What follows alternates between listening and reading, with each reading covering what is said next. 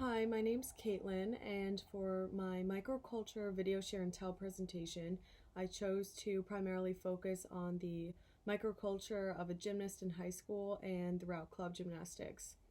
I decided to choose this topic being that I was a competitive gymnast growing up and was very involved throughout my high school experience. So, in my opinion, I feel like gymnastics is a sport that's kind of slept on a lot. I feel like when people tend to think of sports, they normally think of basketball, soccer, football, baseball, etc. However, I could tell you that the lifestyle of a gymnast revolves around the same amount of training, if not more. I can also tell you that the competition atmosphere is a whole lot different than other sports. So these members can be considered part of a larger macro culture, so in this case, sports in general. But these gymnasts are bonded together over similar experiences and values, which make them part of a microculture. So, when looking at this group in a microcultural context, it's evident that these members, or gymnasts to be more specific, all share the same habits, beliefs, behaviors, values, or even customs. So, in most microcultural groups, there can be different classifications involved, similarly to other sports. For gymnasts, these classifications are often based off of skill level and age. When it comes to competing, there are different rankings involved. So for me, I was part of a program known as JOGA. JOGA is a club gymnastics that stands for Jersey Optional Gymnastics Association. So basically, our conference, or in other terms, the teams I would be competing against, didn't necessarily go out of this general location.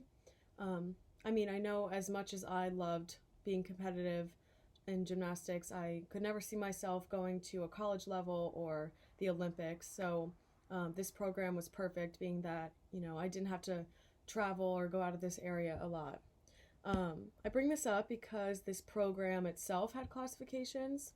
To start, the levels kind of worked backwards. So level 6 was the beginner level and level 1 was the highest. Like I had said before, skill level and age comes into play. There are specific goals throughout each level, based off of the skill set that you demonstrate in a competition will determine the amount of points that you could potentially have rewards or stuff like that. There are 4 events throughout the whole sport of gymnastics, and each event you can potentially achieve up to 10 points. So, for example, I compete on a certain level and I score a total of 32 points all around. This will determine whether or not I can move up to the next level or maybe potentially win an award throughout the competition. Another reason why this can be considered a microcultural group is because gymnasts share a similar language in a sense and a similar knowledge about each skill. In other words, a gymnast must understand the name of each skill set. So, for example, what a kip is, a full, an Arabian, a souk. They definitely need to understand what all of those skills mean. So these skills have different names to them, which can definitely get confusing, but it's required to understand this type of language as a gymnast, especially if you are looking to be competitive.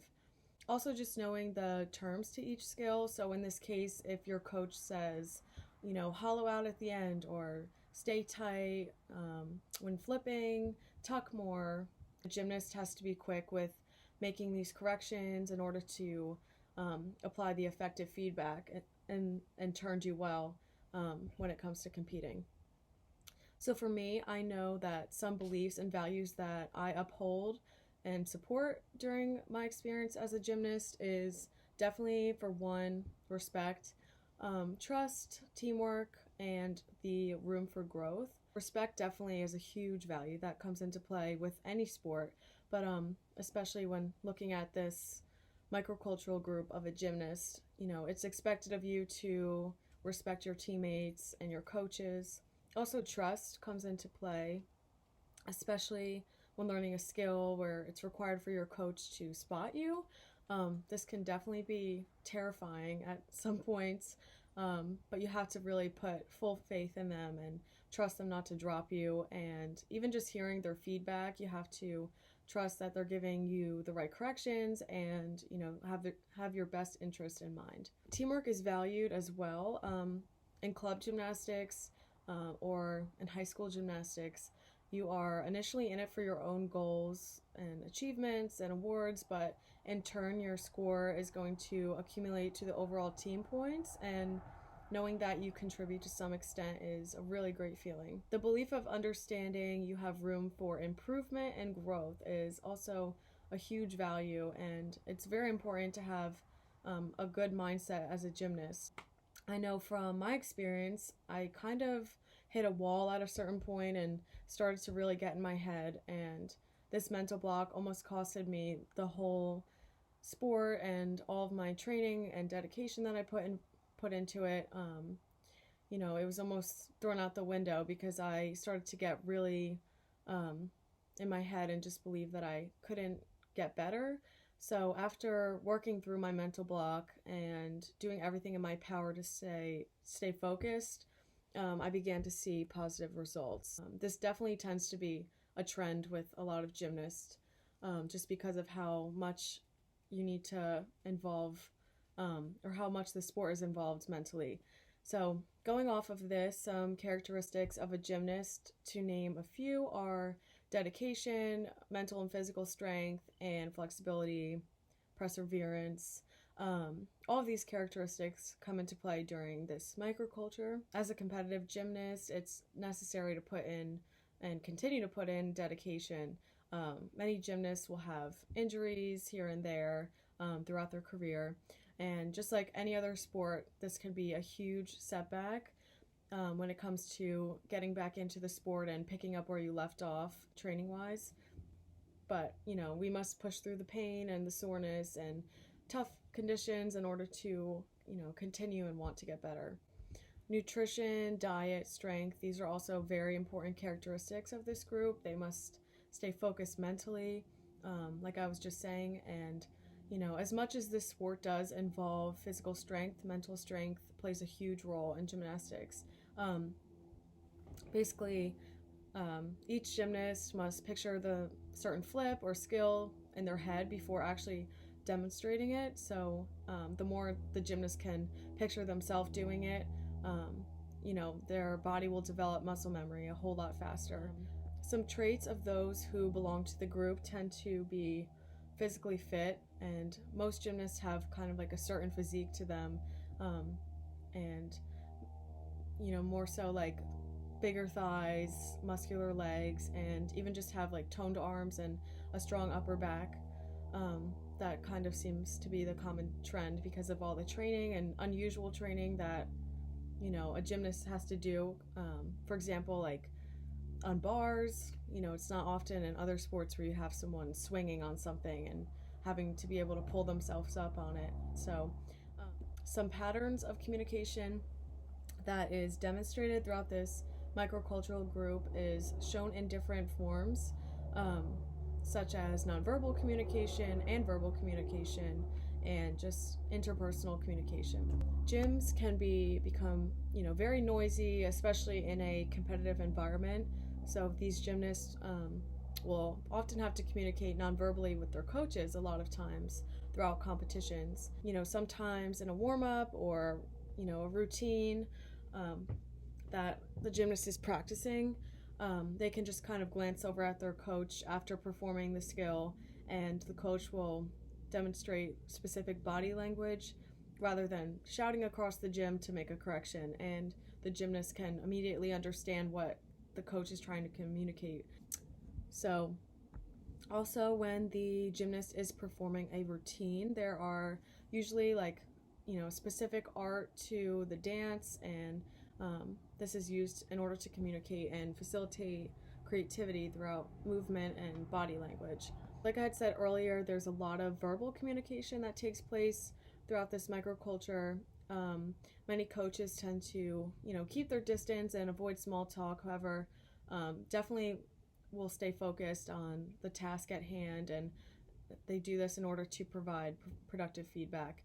And just communicating interpersonally with, your coach, your teammates, maybe, their parents, just to strengthen that bond of a team aspect.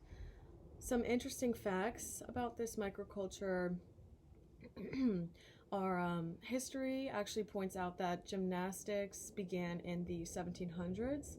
Um, Fred Frederick Ludwig, I don't know if I said his name right, but he was from Germany, and he's actually considered to be the father of gymnastics. He invented several pieces of apparatuses, and today we actually still use two of them, which is the balance beam and the parallel bars.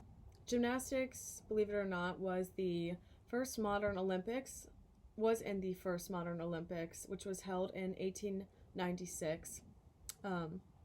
This actually included men's gymnastics, and women's gymnastics finally became included in 1924.